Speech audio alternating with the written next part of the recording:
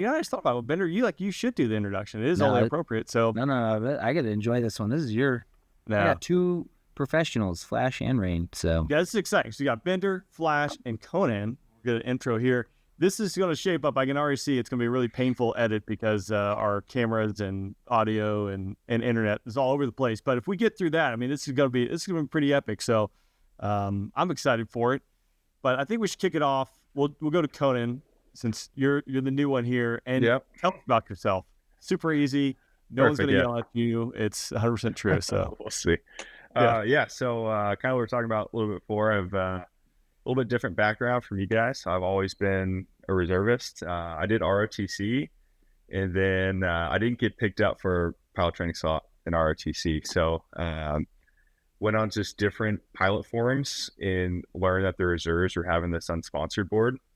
I was like, cool, that's probably my chance to do that. I was dating my wife at the time, and she didn't really want to do the active duty lifestyle. So I moved out to Utah, found this reserve board called AFPC. And I was like, hey, I don't want to get out of an active duty, or I don't want to get out of the Air Force, but I want to try to go fly in the reserves.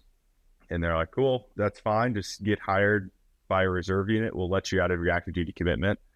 And, you can go apply. So I was up here in Utah, so moved out here after school into Arizona State, and then put in my pilot training application. I was in the snakes as a snacko, just waiting to get picked up, and ended up getting picked up on this unsponsored board in the reserves, which is one of the first times they've done that in about 10 years. And that was about 2015 timeframe. So I was going to UPT unsponsored, didn't have a unit to go back to, and it was kind of just go through UPT and see who you get hired by. So I was trying to work, coming back to the snakes.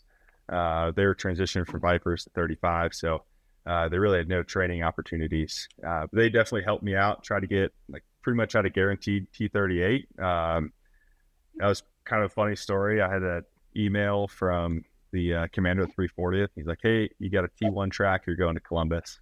It's like, cool, but I really want to fly fighters. I'm at a fighter unit right now. How can I do that? He talked with the commander at the time. I'd email the next day that said, you have a T-38 to Laughlin, don't screw it up. So I knew I was going 38s. So that was great. And then ended up going all the way through IFF before I had a sponsoring unit. So pretty much went through the entire pipeline. Rushed Fort Worth and Homestead. Ended up getting initially hired by Homestead. And then, so I was going to be for Vipers, and then ended up flying A-10s out at Whiteman for about 3 years before I came back to the Snakes. So for us and my wife, the goal was always come back to Utah. That's where she's from, family's from. My parents moved out here. So it's kind of like our home, and we wanted to get back here as soon as we could. I didn't know you could do any of that. Yeah. So back 2014 timeframe when I graduated, they were like, we have too many people in the Air Force. So I had buddies that were like 5-year engineering Air Force scholarship, get out of their active duty commitment completely. So I was just on, it was baseops.net, it's pilot forum, and they have a guard and reserve just forum on there. And they're like, hey, the reserves have this board. And I was like, that's my shot. I'm going to go try it. But yeah, in ROTC, no one talked about guard or reserve.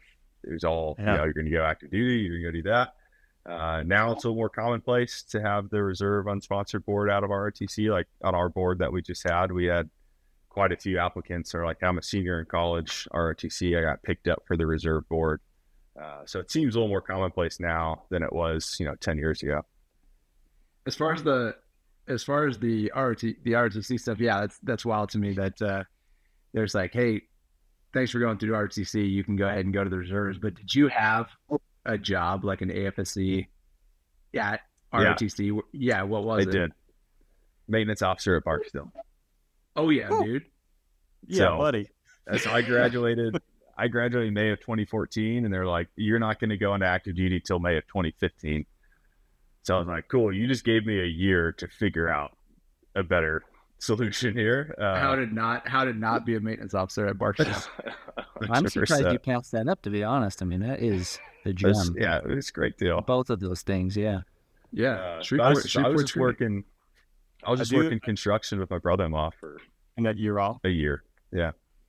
I have one question now, like Bender or Flash, you guys take it, but Conan, if someone needs a number to call to find this path, like what would you recommend? You have a number that they could call? Yeah, so I think I would be a good resource, but to be honest, I'm a little bit tapped out.